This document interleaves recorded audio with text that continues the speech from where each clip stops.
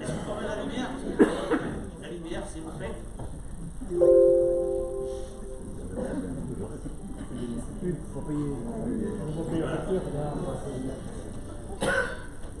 Bien, donc je vais commenter un petit peu ce que vous avez vu. La cérémonie des vœux, bien évidemment, nous donne l'occasion de faire le point sur l'année écoulée et d'exposer les projets pour 2020. Du fait de devoirs de réserve en cette période électorale, je me contenterai d'énumérer d'une façon succincte les réalisations et projets en cours. On doit faire comme les années précédentes, et bien évidemment, on ne doit pas en rajouter.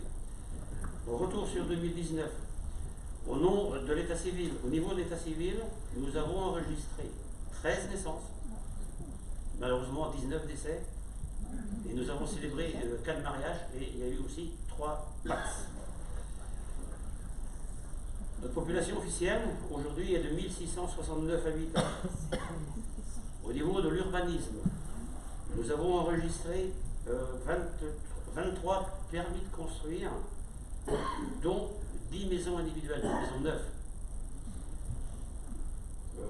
46 déclarations préalables et 3 permis de construire pour des dossiers agricoles, extension d'élevage ou mise aux normes. Les principaux dossiers qui ont vu le jour en 2019. Vous l'avez vu, hein, fin du programme de numérotation de toutes les habitations au cœur des villages. Dans un premier temps, c'était pour permettre le recensement dans de bonnes conditions, mais aussi pour faire en sorte que toutes les messageries fonctionnent le mieux possible.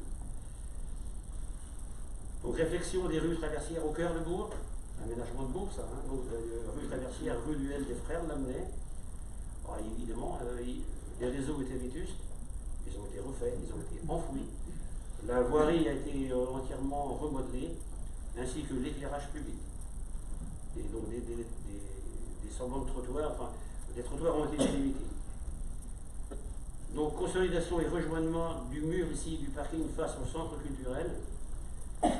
Il s'agissait de faire une harmonie avec le centre culturel, le parking. Alors, dans le même temps que nous, la mairie, on fait le mur, les représentants de Logette, des écoles privées, on refait aussi les joints de l'école. On s'était mis d'accord, d'ailleurs sur les devis ont été négociés en même temps. Il nous semblait important de faire un ensemble judicieux entre ce parking, la salle culturelle, faire en sorte que ce soit joli. Alors, installation d'une antenne téléphonique Orange sur le site du local technique. Alors, comme vous le savez, l'antenne, elle est debout depuis le mois de mai, mais elle n'est toujours pas en fonctionnement. C'est pas notre faute, rassurez-vous. Je sais que certains se posent plein de questions, mais il n'y a pas de licence non plus, puisqu'elle ne fonctionne pas. Voilà. Donc, on s'est quand même renseigné ces jours-ci, puisque la semaine dernière, on a quand même eu l'agréable surprise de voir, n'est-ce pas, Charles, une pelleteuse arriver. C'était pour faire 30 mètres de tranchée pour relier l'antenne au reste du réseau. Mais, alors maintenant, on a appelé la semaine dernière, puisque je savais qu'il y avait la réunion ce soir, et je voulais quand même vous avertir, parce qu'il est urgent, en effet, le réseau Orange est défectueux. Alors maintenant, on nous dit normalement au mois de mars. Mais on ne va pas arrêter les embêter raisonnables. Donc cette année 2019, nous avons rénové entièrement un logement locatif, rue Jeanne d'Arc. Bien évidemment, nous avons pratiqué à la commercialisation de l'ensemble des 11 lots du lotissement du Dain. Les 11 lots sont commercialisés. La plupart d'ailleurs, sauf un, je crois, les maisons sont commencées. Voilà.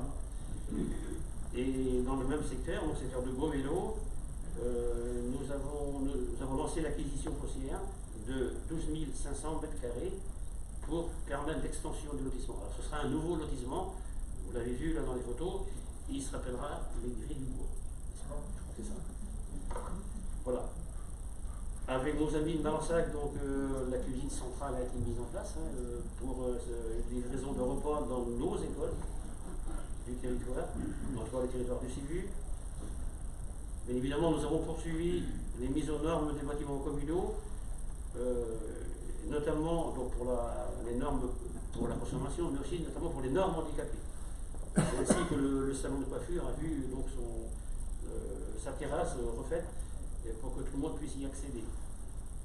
Et dans le même temps, donc en relation avec certaines communes du territoire communautaire, nous allons acquérir une rampe d'accès amovible, une petite rampe d'accès amovible qui sera à la disposition évidemment de nous, la commune, mais cette rampe sera disponible en mairie et disponible pour chacun ou chacune d'entre vous. Je vous souhaite de ne pas en avoir besoin, mais on peut tous être handicapés ou accidentés, et bien évidemment cette rampe sera prêtée gracieusement à tous ceux qui en ont besoin.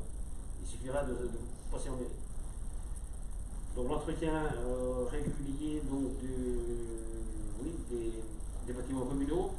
Nous avons réalisé sur 2019 un gros programme de voirie, 2 km un peu plus large, je crois, sur le secteur de la rivière de Fresnay. C'était une route qui était particulièrement usagée, mais c'est un budget de à peu près 150 000 € pour l'ensemble des travaux de voirie sur 2019. Donc amélioration de notre cadre de vie, fleurissement du bourg. Alors, nous avons délaissé le concours départemental pendant quelques années et on a relancé la machine sur 2019 et bien nous a pris, puisque vous avez vu, dès la première année, on a obtenu 2 pétales. Alors 2 pétales, c'est le motif d'une fleur, vous allez me dire. Hein. Non, il va falloir continuer pour récupérer au moins la fleur. Il y a des communes ici, je crois, la Vécroix, ils sont à combien de fleurs? Voilà, on n'est pas rendu au niveau, hein, mais on va essayer. En tout cas, merci à nos agents qui ont beaucoup travaillé. Merci à la commission fleurissement et aménagement du cadre de vie. Alors, concernant l'économie et l'artisanat, l'année 2019 aura été marquée donc les négociations et la reprise du restaurant qui aujourd'hui se nomme le Chai Gourmand par Gaël et Julie Jansac. Je ne sais pas s'ils sont dans la salle. Ils devaient venir? Non. Bon, en tout cas, donc, ils sont ouverts depuis le 2 janvier. Donc, bon, je sais qu'ils ont déjà fait complet certains dimanches et a priori, les premiers échos sont plutôt satisfaisants. Il nous faut signaler aussi des installations en artisan de Jean-Bernard Cagnot à Caux, comme artisan peintre. Christian Plantard comme artisan maçon. Alors lui il est dans la salle parce que je l'ai vu. Hein, voilà, il peut se lever et donc il est artisan maçon installé au bourg de Calais. Dans le domaine médical, Brian Villich s'est installé en cabinet d'ostéopathie au bourg. L'économie locale est fortement marquée par l'agriculture, l'activité agricole. Canin, c'est encore à peu près une 50aine d'exploitations agricoles. Donc, malgré les difficultés rencontrées par cette profession, l'agriculture cananaise reste dynamique. Et c'est ainsi qu'après 3 installations de jeunes agriculteurs en 2018, 2 nouveaux jeunes se sont installés en 2019 et ont été aidés donc, par Testenvert Communauté dans le cadre du pass commerce industrie. Et il n'y en avait que 5 au niveau du territoire. Donc, il faut le signaler. Hein. Donc, alors, ils sont dans la salle. Il s'agit de Sandrine Alain Dufex, elle est là, parce que je l'ai vue, à la rondelle, comme maraîchère. Et donc, Laura Guichon à la Villa Bio, comme traductrice de volaille. Laura est là aussi, je sais que vous. Laura, elle peut se lever.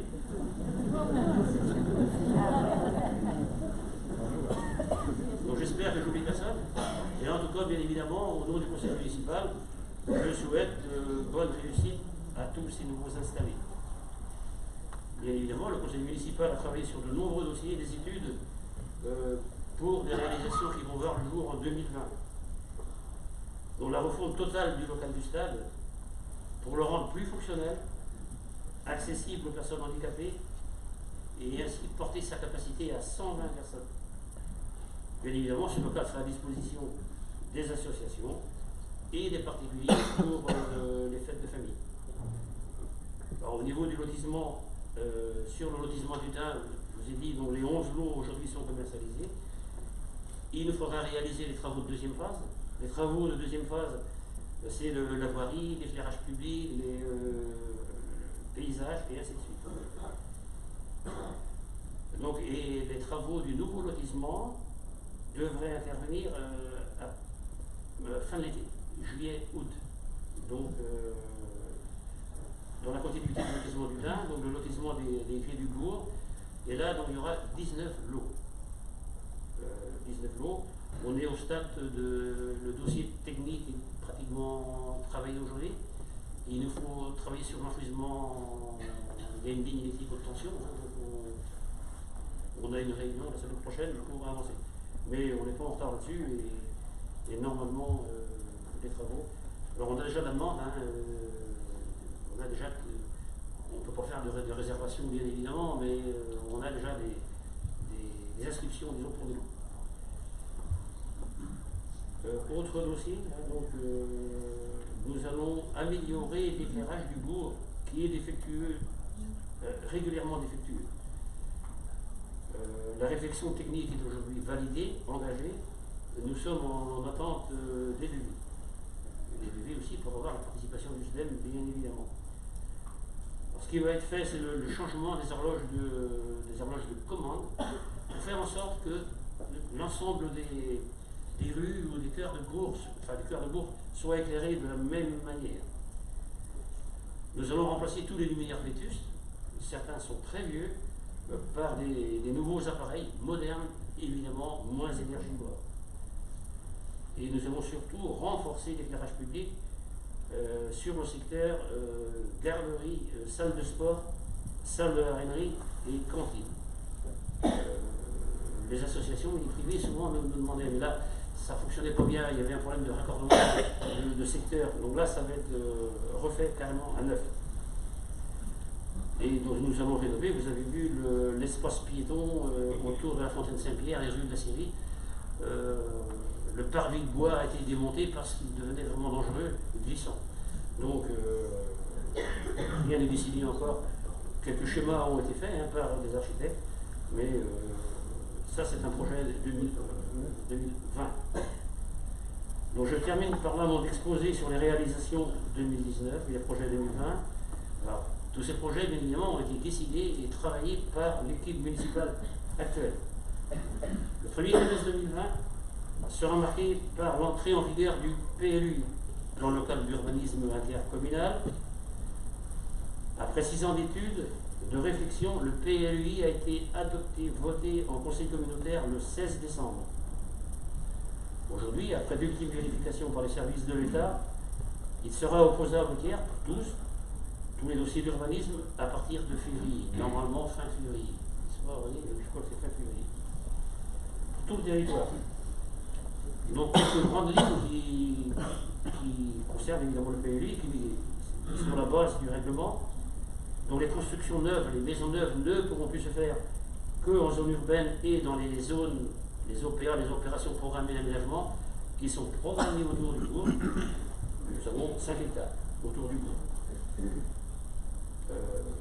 Voilà. Mais donc en campagne, par exemple, pour le logement existant, il y aura toujours possibilité de rénover des maisons existantes, possibilité d'extension aussi des maisons pour tout le monde, puisque les compteurs sont remis à zéro, vous savez, les fameux 30 mètres carrés ou 30%.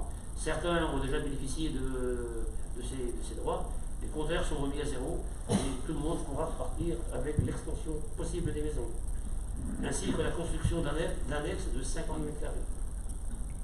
Et le changement de destination, ça sera possible. Le changement de destination, ce sont pour les bâtiments à caractère architectural, pas les masures, ils pourront être rénovés.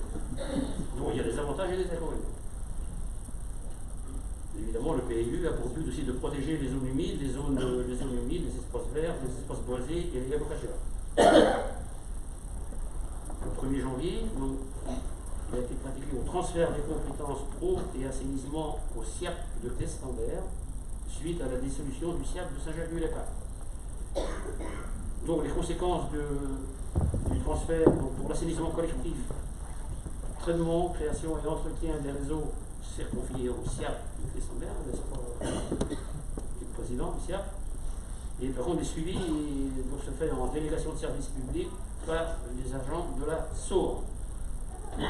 L'assainissement non collectif, assainissement individuel, travaux, visites de contrôle et suivi, le suivi donc, se feront évidemment par le SPAN de Clestambert. Alors toutes les difficultés rencontrées aujourd'hui, les contrôles, c'est plus Saint-Jacques, c'est le SIAP de Clestambert. Donc pour terminer, donc les élections municipales sont programmés pour les 15 et 22 mars. Donc il s'agit d'un scrutin de liste paritaire, évidemment sans possibilité de rature. À partir de cette date, une nouvelle équipe de 19 conseillers prendra en main les projets et la destinée de notre commune.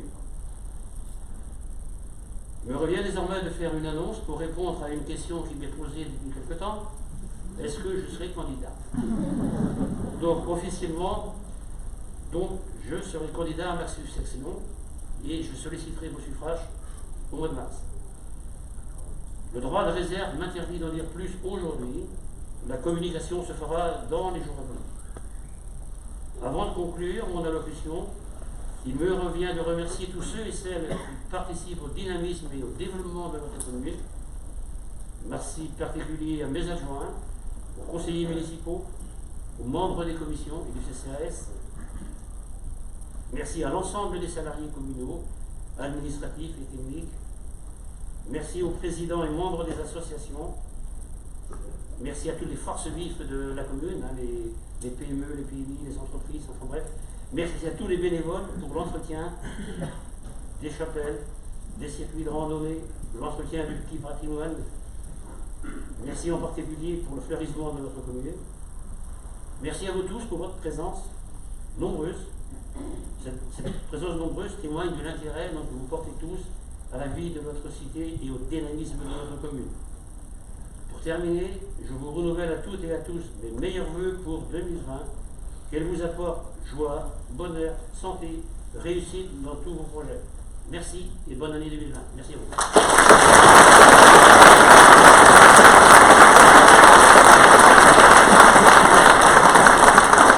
Je vais laisser la parole à Patrice Penusic.